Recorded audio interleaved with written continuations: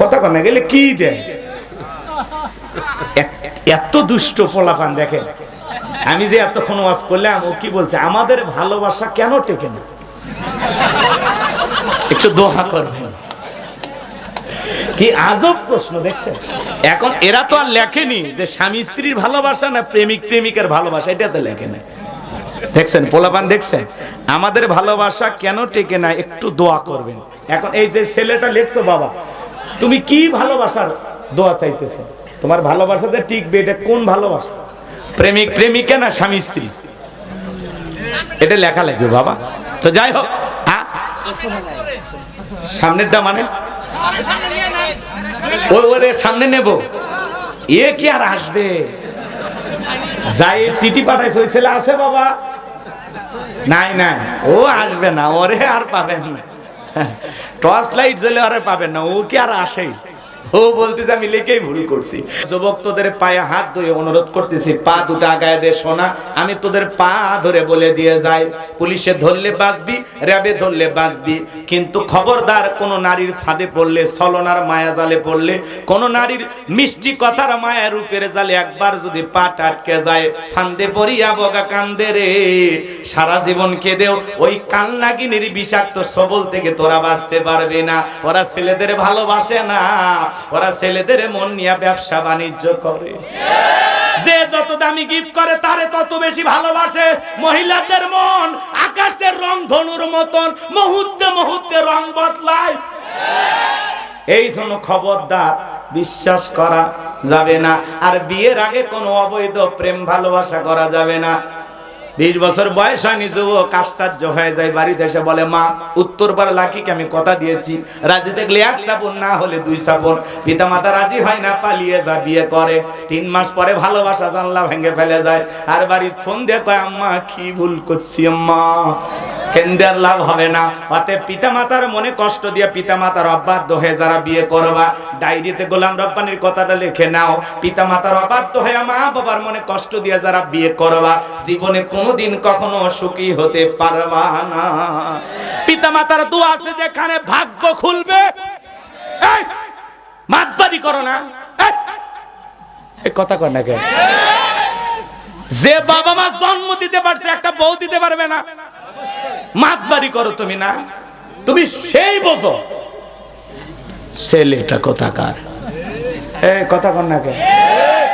অনেক রাত হয়েছে, ওরে বাবা আর না আর না, কষ্ট হচ্ছে আপনাদের?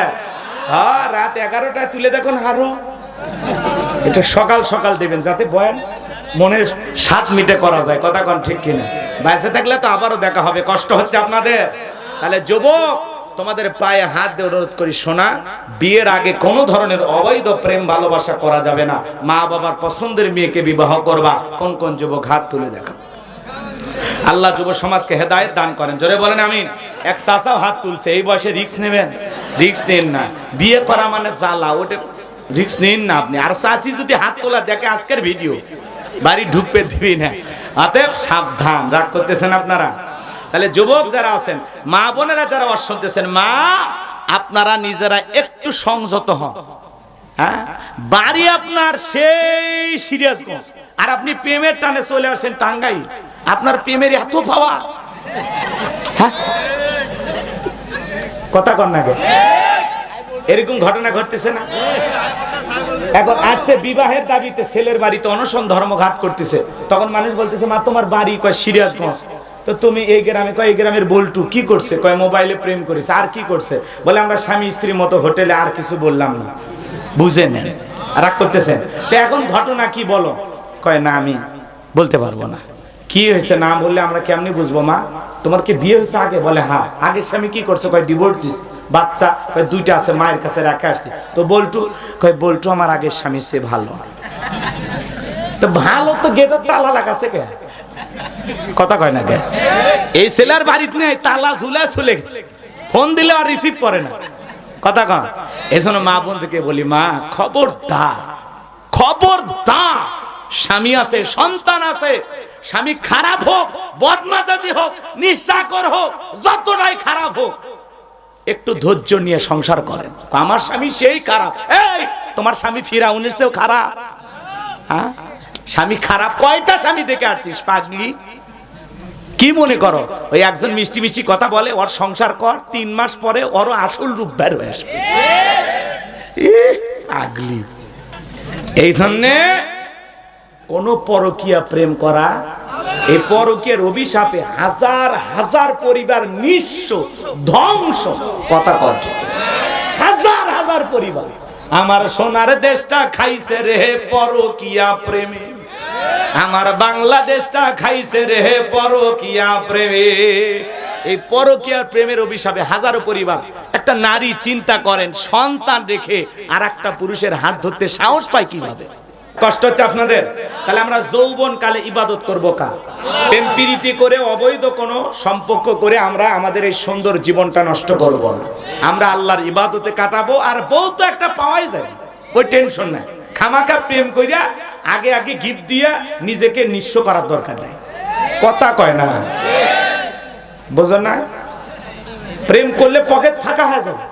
গিফট দিতে হবে, আজকে এটা কালকে ওইটা, হেন তেন। বান্ধবীর জন্মদিন, প্রেমিকার জন্মদিনে পালন করতে করতে, কেক কিনতে কিনতে, গিফট দিতে দিতে একেবারে নিঃস্ব হয়ে যাবি। পরে বলবে তোর পকেটে আর কিছু আছে, কয় না নাই। তাহলে তোরে তো হবে না, আমার মা বাবা চলবে না, আমি অন্য আর একটা ধরলাম। তোর চোখের সামনে বিয়ে করে আর একটা ছেলের হাত ধরে যাবে, তখন গাঞ্জা খাবি আর গান গাবি। আজও প্রতিরা জায়গা থাকি শেফালিক পাওয়ার আশা। তুই কাঁদবি, গাঁজা খাবি, রাত জাগবি, চোখের নিচে কালি পড়ে যাবে, শেফালিক আর খুঁজে পাবি না। ওই জন্য তো যুবকেরা ডায়লগ দেয়, চাচা বাড়ি ঘর কেন সাজানো, হেনা কোথায়? হেনা শ্বশুর বাড়ির গেছে, তোর মতো মফিজের জন্য বসে নাই। কথা কোন ঠিক কিনা? আল্লাহ যুবকদের হেদায়েত দান করুক। জোরে কোন আমিন। আর একটু জোরে কোন আমিন। রাগ করতেছেন? এরা খালি সময় পেলে খালি ডায়লগ ভাইরাল করে, ডায়লগ ভাইরাল করে। এরকম যুবক আছে না? নাই। রাগ করতেছেন আপনারা? মাজান, কষ্ট নেবেন না। এই জন্য যুবক, এই রঙের যৌবন একদিন জং ধরবে, এই কাঁচা দাড়ি একদিন সাদা হয়ে যাবে, টাইট চামড়াতে একদিন হিল হয়ে যাবে। কথা বলেন ঠিক কিনা?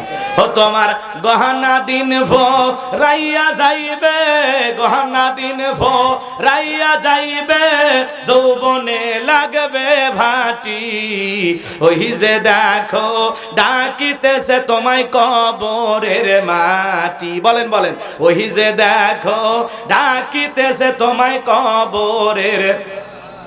যেদিন সন্ধ্যার আগে ডুববে রে বেলা, এক নিমিষেই ভেঙ্গে যাবে তোমার রঙ্গেরই মেলা। ও যেদিন সন্ধ্যার আগে ডুববে রে বেলা, এক মিনিটেই ভেঙ্গে যাবে তোমার রঙ্গেরই মেলা। কারে দিবা তুমি জোরে ধমক, কারে দিবা তুমি জোরে ধমক, কার মাথায় ভাঙবা লাঠি। ওই যে দেখো ডাকিতেছে তোমায় কবরের মাটি। কথা বললেন না কেন? খবর পেয়ে আসবে আত্মীয় স্বজন, তোমারই চার পাশে বৈশা সবাই করিবে কান্দন। সাজাইবে তোমায় মনের মতন, সাজাইবে তোমায় মনের মতন, কি সুন্দর পরিপাটি। ওই যে দেখো ডাকিতেছে তোমায় কবরের মাটি। ঘুইরা মরো তুমি, ফিরা মরো তুমি মায়ারি পিছে, এত আশা ভালোবাসা সবই যে মিছে। কোন দিন জানো আইসা পরে, কোন দিন জানো আইসা পরে আজরাইলের হাতের চিঠি। ওই যে দেখো ডাকিতেছে তোমায় কবরের মাটি। জোরে কোন মারহাবা।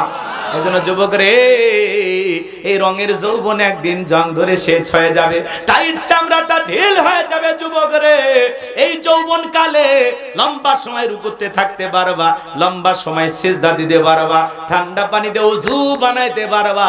বৃদ্ধকালে লম্বা সময় রুকুত থাকলে মনে হয় পড়ে যাব, সিজদায় থাকলে মনে হয় দমটা আটকে আসবে। শীতের দিনে ঠান্ডা পানি দিয়া ওযু বানাইতে পারবা না। চাষি মা যদি গরম পানি করে দেয় তাহলে বৃদ্ধ মানুষ রোজুটা করতে পারে। পারে। আর যুবকের ঠান্ডা পানি গরম করা লাগে না, যৌবন বয়সে ঠান্ডা পানিতে ওযু বানায় নামাজে দাঁড়ানোর ক্ষমতা যুবকের আছে না নাই? এজন্য যুবক রে, যৌবনকালে বেশি বেশি ইবাদত করতে হবে। কার? যৌবনকালে নিজেকে কন্ট্রোল করতে হবে। হযরত আলী রাদিয়াল্লাহু তাআলা বলেন, তোমরা যৌবনের তাড়নায় গুনাহ করো, একদিন তোমাদের যৌবন থাকবে না, আমলনামায় গুনাহ ঠিকই লেখা থাকবে। যৌবনের পরীক্ষা দিয়েছিলেন আল্লাহর নবী ইউসুফ আলাইহিস সালাম। লম্বা ঘটনা, লম্বা করার সুযোগ নাই। জুলেখা একটা গোপন কক্ষে নিয়ে গেছে, 10টা দরজায় তালা মারছে। কাছে যা বড় দিলে বড় জ্বালা রে। পাঞ্জাবিওয়ালা হুজুর তো কিছুই বোঝে না, হুজুর সবই বোঝে, নারীর ছলা কলা বোঝে না। জুলেখা কাছে আসে আর সেকে বলে, ইউসুফ তোমার চোখ দুটো ভারী সুন্দর। ইউসুফ আলাইহিস সালাম ডেকে বলে, এই চোখ যে আল্লাহ সৃষ্টি করেছে, সে আল্লাহকে ভয় করো। জুলেখার অন্তরে কি আল্লাহর ভয় আছে? নাই। এইবার জুলেখা কাপড়গুলো ছিঁড়ে ছিঁড়ে দেবতার মুখ ঢাকে। ইউসুফ নবী ডেকে বলে, কাপড়ে ঢাকিলে তুমি দেবতার মুখ, কি দিয়া ঢাকিবা তুমি বিধাতার মুখ। জুলেখা কাছে আসে, গোপনে কি জানো বুঝাইতে চায়। ইউসুফ আলাইহিস সালামের অন্তরে কার ভয়? ইন্নী আখাফুল্লাহ, অন্তরে আল্লাহর ভয় নিয়া পয়গম্বর ডেকে বলে, আল্লাহ, জুলেখার মনের অবস্থা আমি বুঝতে পেরেছি, একমাত্র আপনি ছাড়া আমাকে এখান থেকে মুক্ত করার আর কেউ নাই। আল্লাহর পয়গম্বর আল্লাহর উপরে তাওয়াক্কুল করে ডেকে বলেন, আল্লাহ, নিজের ইজ্জতকে বাঁচানোর জন্য সামনে দৌড় মারার দায়িত্ব আমার, আর আপনার কুদরত থেকে তালা খুলে দেওয়ার দায়িত্ব আপনার। এই কথা বলে আল্লাহর নবী ইউসুফ আলাইহিস সালাম এক দৌড় মারলেন, আল্লাহর কুদরত থেকে প্রত্যেকটা দরজার তালা খুলে গেল। বলেন সুবহানাল্লাহ। জুলেখা শেষ দরজা পিছন থেকে মারছে থাবা, ইউসুফ আলাইহিস সালামের জামা ছিঁড়ে গেছে। ইউসুফ নবী বলে, জামা ছিঁড়ে যায় যাক, ইজ্জত দেওয়া যাবে না।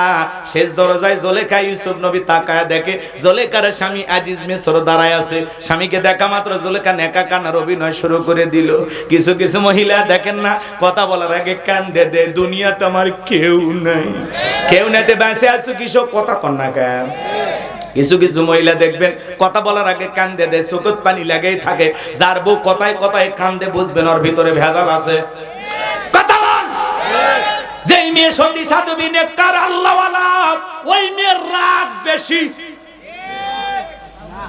আর যারা কিছুই বোঝে না, ভাজা মাছ উল্টে খাবার পায় না, অকাম বদকাম করে, কান্দে মামলা জিততের চায় আছে না? দেখেন না, এমন কান্নাকাটি করবে মনে কিচ্ছু বোঝে না। সব দূর পুরুষের, ওই নারীর কোনো দোষই নাই।